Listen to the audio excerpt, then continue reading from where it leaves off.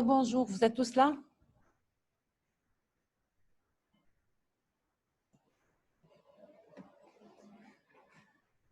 Oui, très bien. Donc, on va terminer avec, on est arrivé au niveau des lésions, pour les lésions osseuses, donc on utilise des antalgiques avec les différents paliers.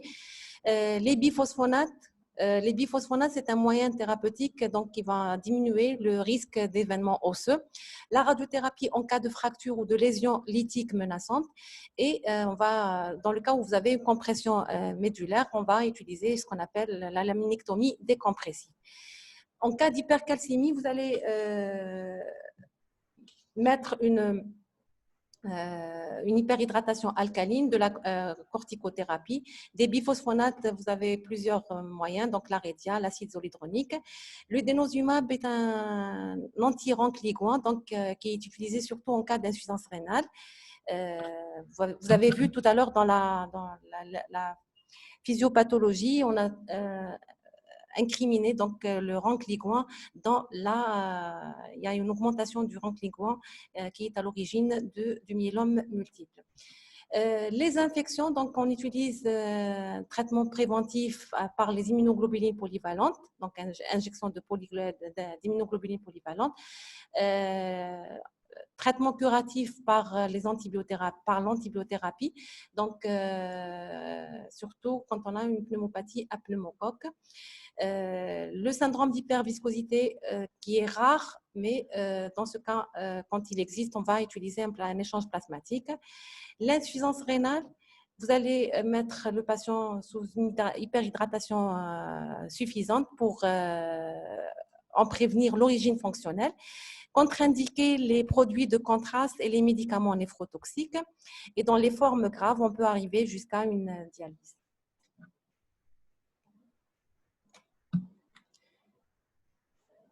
Le traitement, donc, le myélome multiple, en général, il ne guérit pas, mais il peut donner des phases de rémission, puis de rechute. Donc, il ne guérit pas, mais il peut donner donc, des phases de rémission en plateau, puis rechute, puis précocement, tardivement ou tardivement. Donc, l'évolution sous traitement est une alternance entre deux phases en plateau, durant 12 à 18 mois pour la première, correspondant à une diminution de l'activité proliférante de la tumeur et durant laquelle la chimiothérapie est arrêtée. Puis systématiquement suivi d'une rechute avec reprise de la chimiothérapie, 1 à 4 phases de plateau, sépare le diagnostic du décès et avec des réponses au traitement de plus en plus rares et courtes et des complications plus graves et fréquentes. Donc, pour le myélome multiple, on ne guérit pas un myélome multiple, mais on peut avoir des phases de plateau de rémission, des rechutes jusqu'à le décès du patient, malgré les nouvelles thérapies ciblées. Donc, les indications sont guidées par les stades pronostiques et selon l'âge. Plusieurs protocoles de chimiothérapie sont utilisés à type de VTD. Donc, VTD, c'est le Velcade, thalidomide, dexaméthasone. VCD, la même chose, Velcade, endoxan, cyclophosphamide, dexaméthasone, Revlimid, adriamycine. Donc, on pourra s'abstenir si le traitement, si le myélome est à un stade très peu avancé ou un myélome multiple asymptomatique. Donc, le traitement classique du myélome multiple a été sur la base de ces drogues. Donc, on va partager nos patients selon l'éligibilité à l'autogreffe. Si le patient il est éligible à l'autogreffe, donc il est jeune, moins de 65 ans, on va utiliser une chimiothérapie, puis une consolidation, et puis on va greffer notre patient. S'il n'est pas éligible à l'autogreffe, donc c'est uniquement une chimiothérapie. Et cette indication, elle est liée surtout à l'âge et à la présence de comorbidité. Je n'ai pas compris l'intérêt des biphosphonates. Donc, je viens de dire que les biphosphonates, pardon, on va revenir en arrière.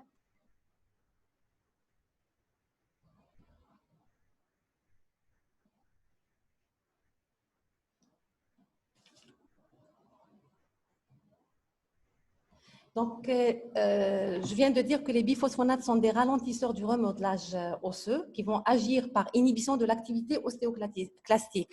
Donc, ils vont diminuer l'activité ostéoclassique qui est à l'origine du myélome multiple, donc d'une résorption osseuse. Par contre, le denosumab, qui est un anti-rancliguant, c'est un anticorps monoclonal qui est utilisé également dans la prévention des événements osseux et l'hypercalcémie maligne chez les patients atteints de myélome multiple, mais qui ont une atteinte rénale. Les biphosphonates, on peut les utiliser dans le cas où on n'a pas d'atteinte rénale.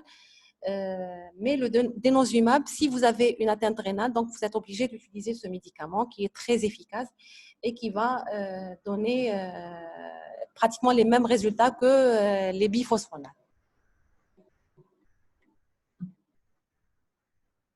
Donc, quels sont les médicaments qui sont approuvés dans le myélome multiple? Vous avez plusieurs moyens. Vous avez la chimiothérapie, les stéroïdes ou les corticoïdes.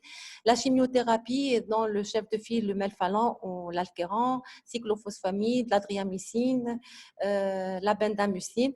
Les imides ou les immunomodulateurs, thalidomide, le premier médicament, la première génération, c'est le thalidomide, l'énalidomide, pomalidomide, les inhibiteurs du protéasome dans le chef de file, le bortezomib, carfilzomib, ixazomib.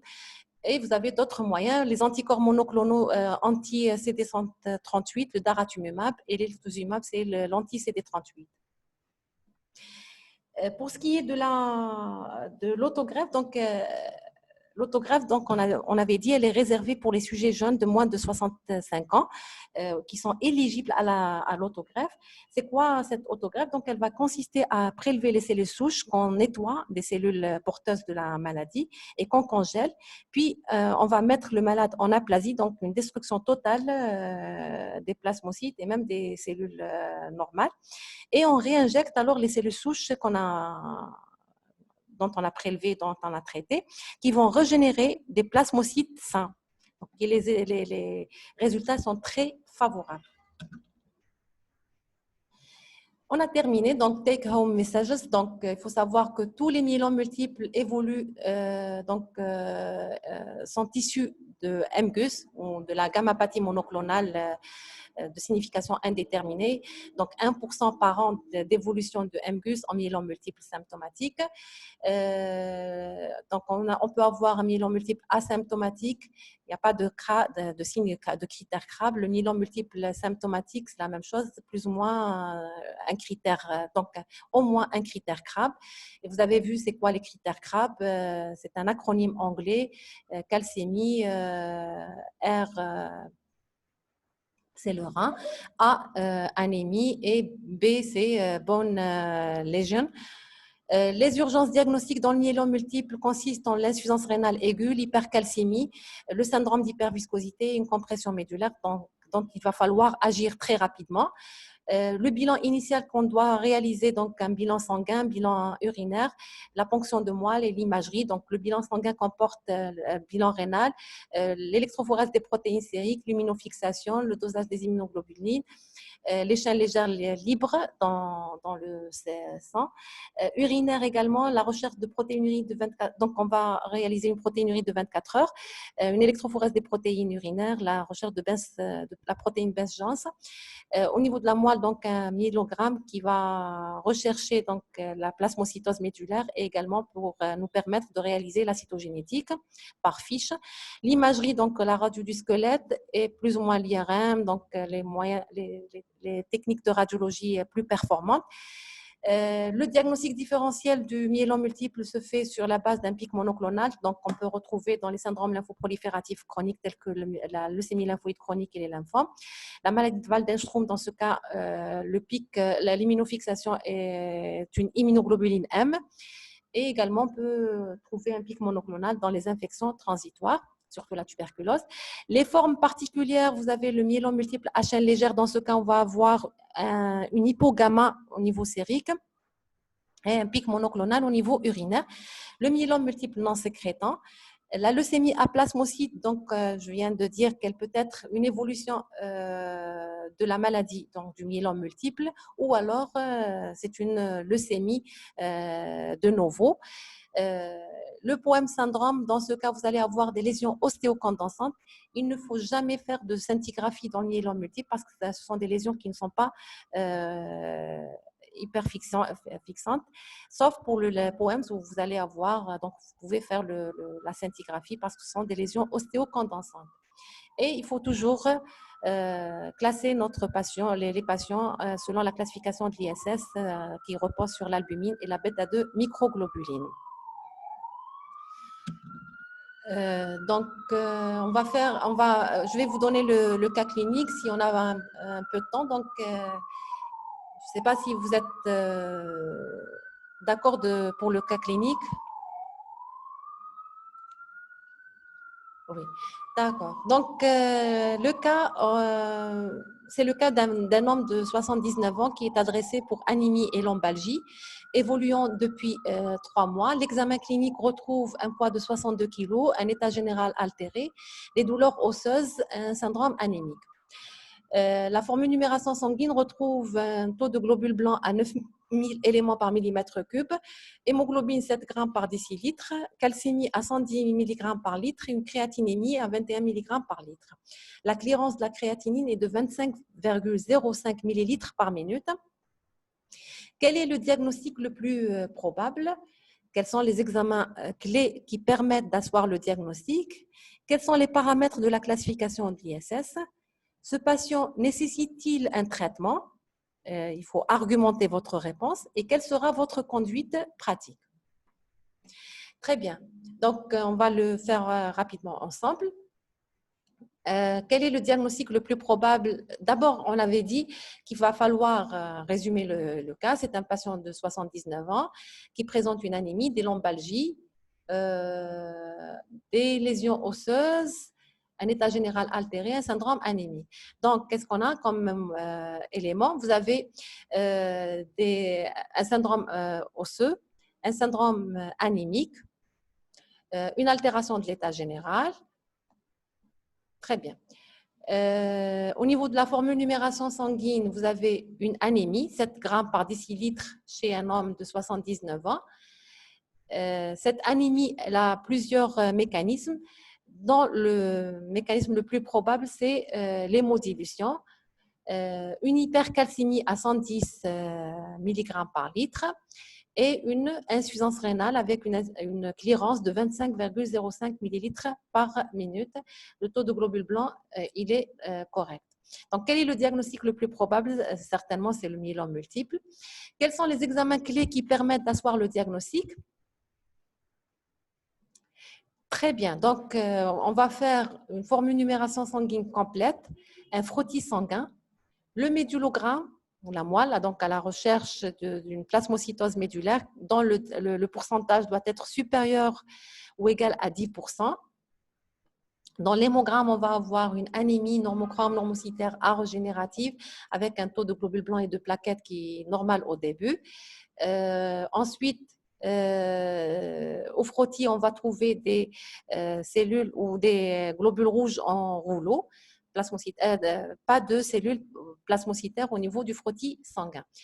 Ça, c'est donc hémogramme, frottis sanguin, médulogramme, électrophorèse des protéines, l'AVS, la vitesse de sédimentation qu'on va trouver élevée normalement. Dans la majorité des cas, l'électrophorèse des protéines sériques et urinaires et l'immunofixation. C'est ça. Quels sont les paramètres de la classification ISS? D'abord, pour les examens qui vont permettre d'asseoir le diagnostic, on avait dit un bilan, une FNS frottis avec ponction de moelle ou médulogramme. Le bilan biologique ou biochimique, vous allez faire l'AVS, l'électrophorèse des protéines sériques, l'immunofixation et l'électrophorèse des protéines urinaires ou la protéinurie de 24 heures. Quels sont les paramètres de la classification ISS? Alors, paramètres de la classification ISS. Où êtes-vous passé? Vous êtes tous là ou les paramètres de la classification ISS? Je vais revenir en arrière. D'accord. Donc, la classification ISS, elle repose surtout sur l'albumine et la bêta-2 microglobuline. Très bien. Ce patient nécessite-t-il un traitement? Donc, selon... Très bien. Traitement symptomatique, donc myélome symptomatique, donc nécessité d'un traitement. Donc, on va dire que le patient nécessite un traitement parce qu'il a les critères CRAB. Et ces critères CRAB, vous avez trois critères. Hein. Donc, vous avez l'anémie, vous avez l'hypercalcémie, vous avez la clairance de la créatinine. Quelle sera votre conduite pratique? Qu'est-ce que vous allez faire? Alors, qu'est-ce que vous allez faire?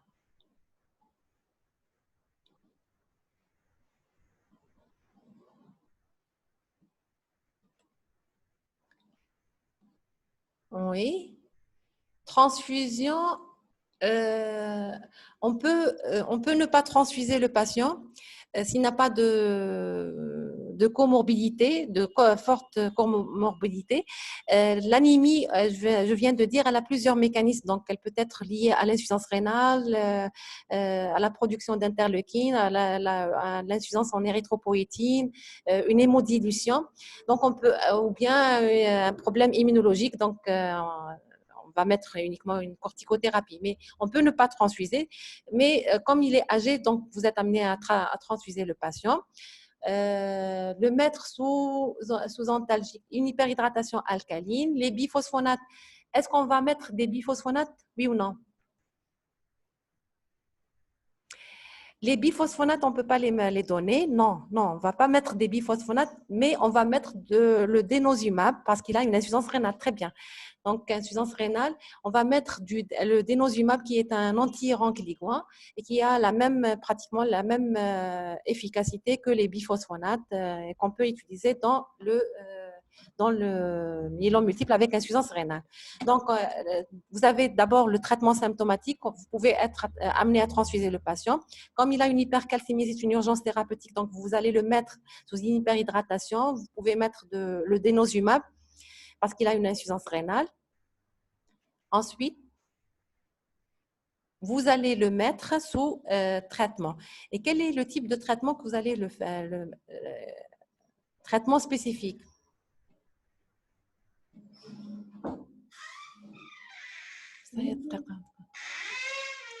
Donc, c'est un patient qui est inéligible à la greffe.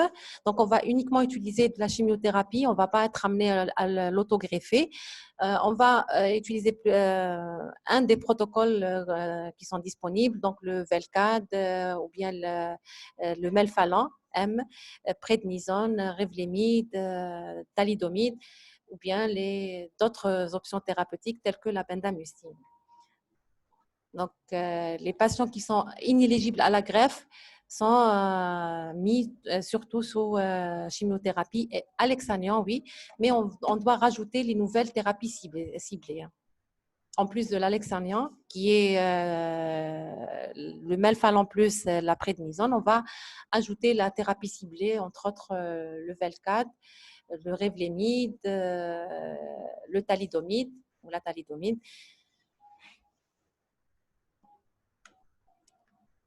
C'est bon. Pas de questions?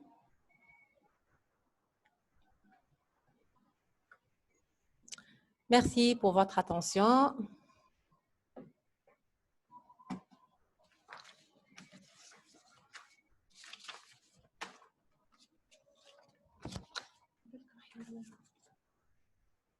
Merci beaucoup.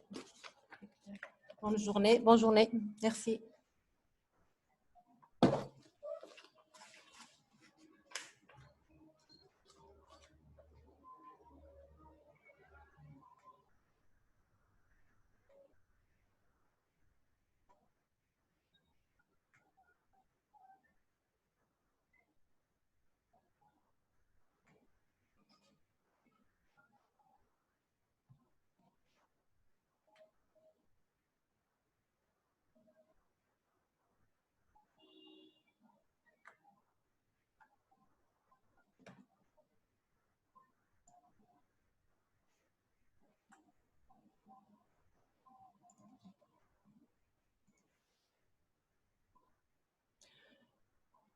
Oui, le cours à 13 heures. Le prochain cours, ça sera à 13 heures. Avec, je sais pas avec qui.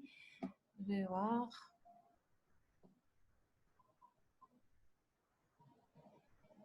Oh là là là là là là là.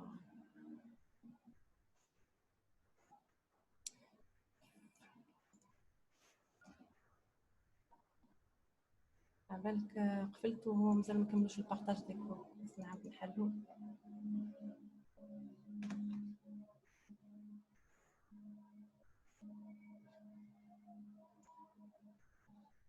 Après, professeur Mhenna.